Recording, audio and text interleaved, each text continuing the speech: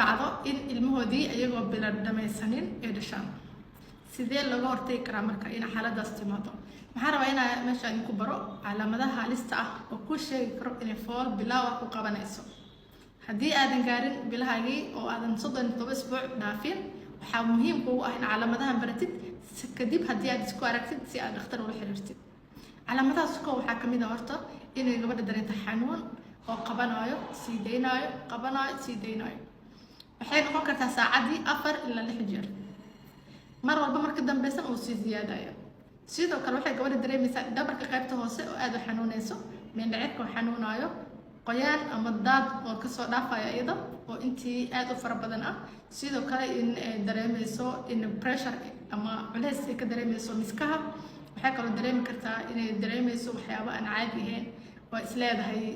this is not normal waxyaabahaas oo dhan waxay calaamad u noqon karaan inay jirto fool xilligeeda ka soo hormartay haddii aad 37 isbuuc dhaafin oo calaamadahaas ku aragtid sida ugu dhaqsiyaa badan u tag dhakhtarkaaga maxaa yeelay xilliyada ugu horeyso